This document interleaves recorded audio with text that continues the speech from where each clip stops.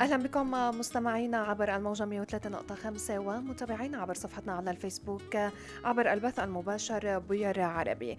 ضمن فقرتنا الحوارية لليوم رح نتحدث عن دوري كأس إقليم الجزيرة. متى تأسس؟ إلى أي مرحلة وصلت فرق الدوري؟ والخطط والاستراتيجيات لتطوير الواقع الرياضي في روج آفا.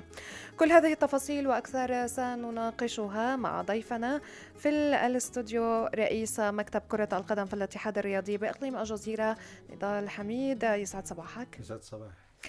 بداية لو نتحدث عن كأس إقليم الجزيرة، متى تأسس الدوري ومن فاز في المسابقات الماضية؟ طبعا تأسس الاتحاد الرياضي 2015 كانت بدايته تأسيسه. كان بالبداية عندنا 4 أندية. قامشلو كان هو بطل النسخة الأولى. طبعا الموسم اللي بعده صار في عندنا 8. بعدين صار في عندنا فتح تراخيص ترخص عندنا ما يقارب 25 نادي. نعم. متواجدين ضمن الإقليم الجزيرة، موزعين على مجموعتين، درجة أولى درجة ثانية. عندنا 14 نادي درجة ثانية درجة أولى، و8 أندية عندنا درجة ثانية. إذن عدد الأندية المشاركة والتي تأهلت للدوري؟ هلا احنا خلصنا موسم مرحلة الذهاب والإياب لفئة الرجال الدرجة الأولى. تأهل عندنا على المربع على الأدوار النهائية 6 أندية، هو نادي دجلة، نادي برخدان، نادي خبات، نادي سريكاني، وأسايش وسردام. تقييمكم للواقع الرياضي في المنطقة؟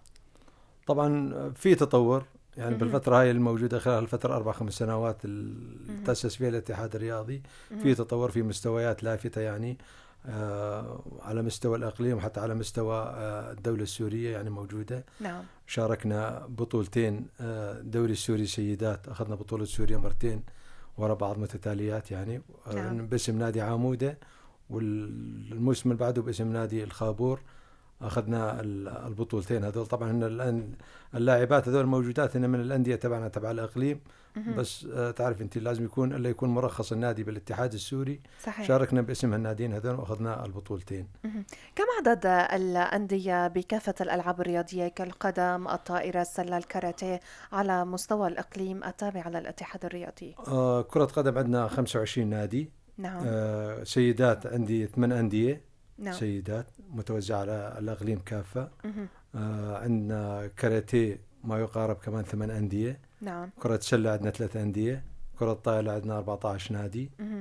هذول الألعاب الموجودة عندنا نعم. سيد نضال، عدد الأندية المرخصة لديكم؟ هذول لنا 25 نادي المرخص. 25 نادي مرخص. شروطكم لترخيص النادي؟ طبعا شروط الترخيص أنه يكون في هيكلية موجودة بالإدارة، لا يقل عن 5 أشخاص موجودين بإدارة النادي. طبعا يكون في كوادر بشرية لكل الفئات، يعني لازم النادي لما الرخص يكون عنده لعبتين جماعية، وهي كرة قدم وكرة طائرة، أو كرة قدم وكرة سلة. المهم في لعبتين جماعية ولعبتين فردية، كانت كاراتيه أو طاولة أو هاي أو من الألعاب الفردية الموجودة. آلية الدعم المادي الذي تقدمونه للأندية الرياضية؟ طبعا احنا بشروط الترخيص عندنا بالاتحاد الرياضي ما في أي دعم للأندية، كله على النفقات الخاصة للأندية وعلى التبرعات. شروط الترخيص في يجينا أحيانا هبة احنا نعطيها للأندية حسب ما تجينا الميزانية وحسب ما تجي موافقات بالنسبة من الحكومة تبعنا، يجينا دعم للأندية. أحيانا يعني موسم يجي موسم ما يجي، حسب ما يجينا الدعم احنا نوزع على الأندية تبعنا حسب كل نادي والنشاط تبعه. لو نتحدث عن مشاريع الاتحاد الرياضي والتي من المتوقع إنجازها؟ طبعا احنا في عندنا الصالة الرياضية، قدمنا مشروع مشان تجهيزها لحد الآن لسه ما اجت الموافقة عليها. في عندنا ملاعب ترابية منزلة بهالموسم هذا مشان نعملها تعشيب.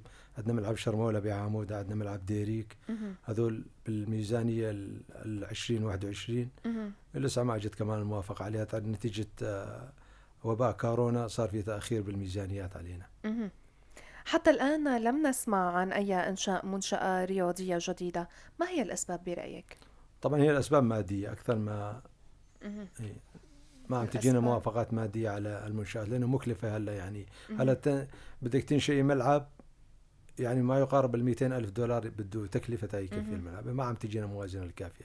طب هناك منشآت رياضية قديمة، ما هي الخدمات التي تقدمونها لتلك المنشآت؟ طبعا المنشآت القديمة احنا عم نعمل صيانة إلى دورية بشكل مهم. مستمر، وبشكل مهم. عندنا ملعب شهداء 12 آذار نعم. صيانة بشكل مستمر، عندنا ملعب الشهيدين ثمكتشو مهم. كمان بشكل مستمر صيانة وعم نستخدمه للملاعب. وطبعا باقي الملاعب اللي عندنا كلها ترابية مهم. متواجدة عم نلعب عليها في الدوري ونشارك في. عندنا المدينة الرياضية كمان بالحسكة مهم.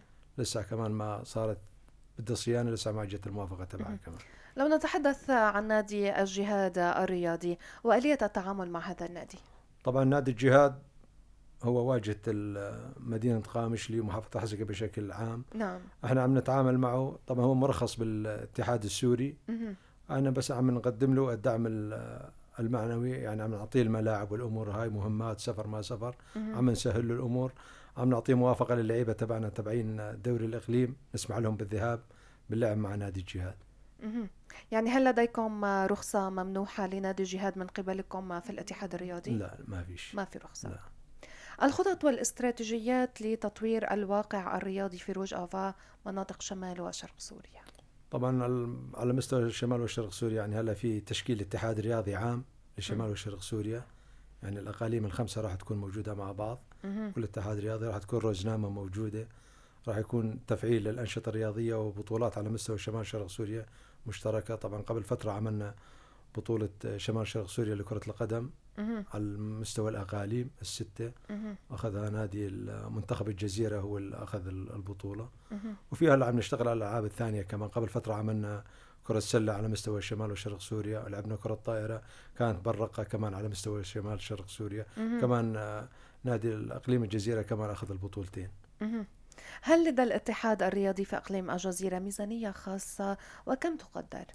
طبعا احنا ميزانية ثابتة ما في عندنا بالاتحاد الرياضي. أنا كل موسم كل مكتب يرفع حسب متطلباته وميزانيته السنوية لبين ما تجينا الموافقة. أحيانا تيجي الموافقة أحيانا ما تيجي عليها موافقة، يعني ما في ميزانية ثابتة بالاتحاد الرياضي. تقريبا حسب كل مكتب مثل ما حسب قلت لك كل كل مكتب في له مثلا انا لكرة القدم مم. مثلا أنا حاط بالميزانية تبعي تقريبا ما يقارب 80 مليون. يعني احتمال تيجي موافقة عليها احتمال ما تيجي. مهم. إيه. عدد الموظفين والكادر التابع للاتحاد الرياضي في إقليم طبعا الجزيرة. كوادر والاتحاد الموظفين احنا موجودين 45 مهم. بين ملعب 12 آذار والاتحاد الرياضي. مهم. 45 موظف موجودين. مهم. هل حاولتم الاستفادة من الخبرات الرياضية في المنطقة وخاصة لاعبي ومدربي الفرق الشعبية القديمة؟ نعم احنا موجودين مهم. عندنا باللجان. احنا في عندنا لجان فنية مشكلة أها. من خارج الاتحاد الرياضي. طبعا تابعين هنا الاتحاد الرياضي بس ما يعتبروا مثلا موظفين او هاي. نعم. عندنا لجان هلا عندي لجنة كرة القدم من الخبرات الموجودة مهم. بالمنطقة، كانوا مدربين او كانوا حكام على مستوى الدوري السوري، حكام درجة أولى، هذول كلهم متواجدين. نفس الشيء باقي الالعاب مهم. بالكاراتيه بالسلة بكرة الطائرة بكل الالعاب مهم. موجودين الخبرات الرياضية الموجودة بالبلد. مهم. لو نتحدث عن رياضة السيدات وما هي الفعاليات الخاصة بهم؟ طبعا رياضة السيدات هاي احنا الموسم الثالث لهم، مهم. يعني الموسم الثالث للسيدات. نعم. طبعا قدمنا الدعم المادي مهم. كامل للسيدات من نوعية التجهيزات والملاعب وهاي كلها على نفقة الاتحاد الرياضي. مهم. والحمد لله توفقنا بهاللعبة هاي كرة القدم سيدات. وأخذنا مثل ما قلت لك بالبداية أخذنا بطولة سوريا ثلاث بطولات ورا بعض مستمرة ناشئين. مهم. أخذنا البطولة كمان باسم نادي الخابور، كان مهم. سيدات نادي قامش وهن المشاركات فيها. نعم. سيدات عامودة أخذوا كمان بطولة الدوري السوري. مهم. والعام الماضي الموسم هذا اللي خلص هلا كمان نادي الخابور كمان أخذ بطولة سيدات سوريا. طبعا الحكومة تبعنا مشكورة، مكتب التنفيذي ما قصروا، صار تكريم لهم واحتفال. واحنا كاتحاد رياضي كمان عملنا برنامج واستقبال لهم، مهم. عملنا احتفال ومشكورين طبعا. يعني مهم. بالنسبة للكرة الأنثوية عندنا متطورة أكثر من باقي المناطق الموجودة بسوريا. أها. هل شاركت فرق تابعة للاتحاد الرياضي في منافسات رسمية أو ودية خارج إقليم الجزيرة أو خارج مناطق روج آفا شمال شرق سوريا؟ خارج سوريا لا ما شارك، مثل ما قلت لك غير الألعاب هذول السيدات شاركنا بالدوري السوري، وطبعا في مهم. عندنا لعيبة عم يشاركوا باسم أندية ثانية مثل نادي الجهاد، نادي الجزيرة، نادي عامودة، بس عم يشاركوا باسم هذول بالدوري السوري بس. مهم. كلمة أخيرة سيد نضال لك. أتمنى مهم. الالتفات من الحكومة تبعنا باتجاه المنشآت والبنية مهم. التحتية، لأنه أهم شيء هنا عندنا البنية التحتية. إذا ما في بنية تحتية ما راح يصير عندك عمل واضح وصريح. مهم. كنت معنا رئيس مكتب كرة القدم في الاتحاد الرياضي بإقليم الجزيرة نضال حميد، شكرا لك على هذه المعلومات. شكرا شكرا. مكملين بفقرات عطر الصباح ولكن بعد الفاصل.